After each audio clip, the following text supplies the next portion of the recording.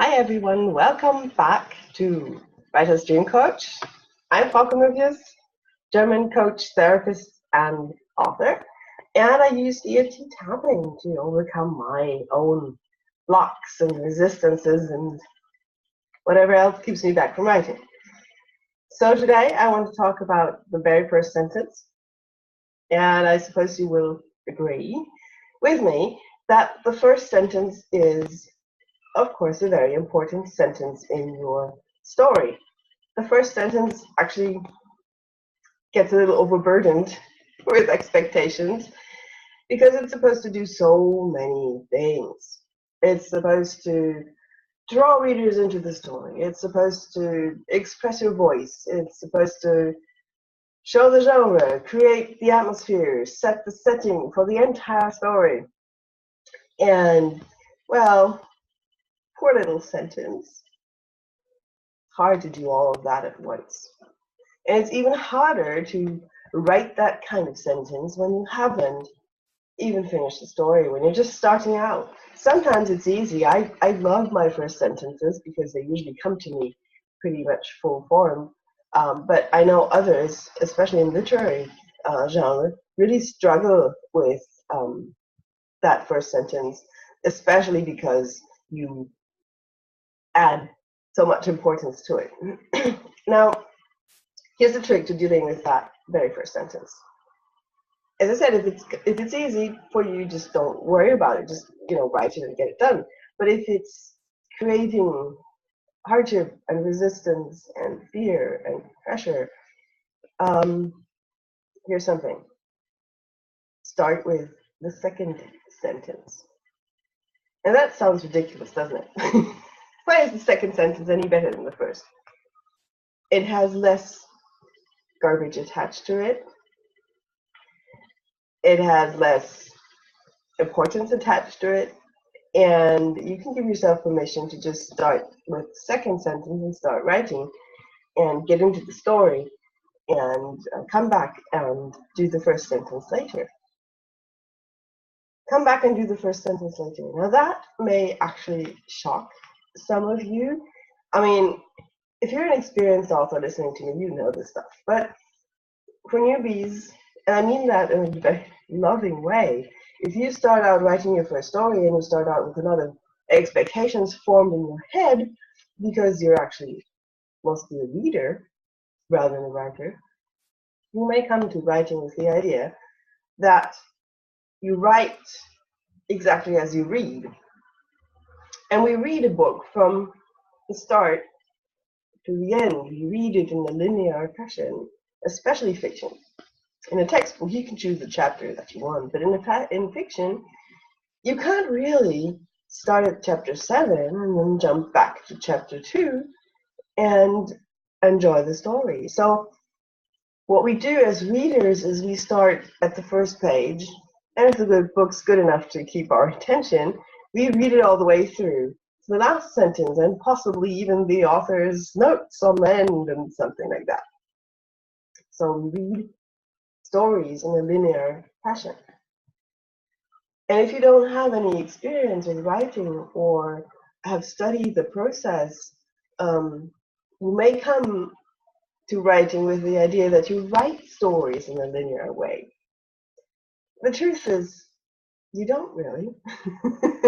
I mean, you don't have to, you can. I like writing stories in a more or less linear fashion because I don't plan every chapter in detail. There are authors who plan their entire story, entire novel series even, chapter by chapter, and they can just pick one and write one whenever the mood feels right or when they know what they want to do or if they have done their research. So it's easy to write in a non-linear way. That is not something we actually notice as readers. When you read a story, you have no idea what time an author spent on which chapter and in which order they were written. That is partly what editing is for, to make sure all the parts fit seamlessly, even if they have been written out of order. For the first sentence, that means, very simply, you can write the whole story, you can get it all out You can get the entire feel for it. You can decide, and I sometimes do that in the end, which exact subgenre the story actually belongs to. And then you can sit down and craft that all-important first sentence, that grabbing, perfect little sentence that will define your story. That's the big trick. That's the big mindset issue behind being blocked by a first sentence, because it's the first sentence in name only.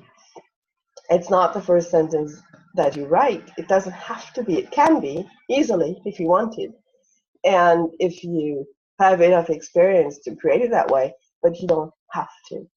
You have permission to start writing your story in the middle. You can start writing the end. I've done that. There's a story that I'm writing that I might eventually publish. It's called The Exterminator. And I have like the first 3 or 4 chapters down. And the other day, I knew the end. And I wrote it out because I have so many stories in progress that I forget this stuff if I don't take care of it. So I wrote at the end. It's a gut-wrenching, terrifying end. And I needed to write that out. And I actually wrote the beginning of the second part of the trilogy, just to soften the impact. And I already know that'll be a rapid release one because readers would kill me for that cliffhanger.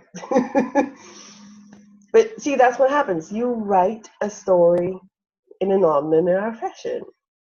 You can. You don't have to. If you prefer writing in linear fashion, fine. Still give yourself permission to come back and edit that first sentence so it carries the weight. So it carries its duty to tickle the reader, to clarify the genre. You don't have to do that either. But basically, the first sentence does help you reader get into the story. It should be a little bit unusual. It should be a little bit of a wake-up call and an attention grabber at any rate. And you can craft that as the last bit of your story. There is no rule against that. So how does that feel? I hope this makes you feel a lot more relaxed about that first sentence. I hope it gives you the impetus to start writing right now. Get going with that story of yours. If you have any questions, there's a comment field below. If you have any need for help, send me an email. There's also my email listed at the end of the article. There's tapping, because I love EFT tapping. It's an awesome way of shifting mindset and releasing blocks and fears and all that. So if you want to work with me individually, I'd love to work with you, because tapping is much more efficient and effective done one-on-one, because I can really listen to what bothers you, the exact phrases that bother you. We can use those in the tapping, which of course I can't unless you tell me.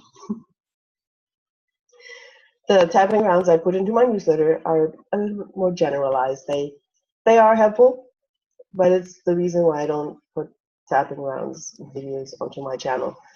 I believe that they should be done individually, and they're much more effective that way.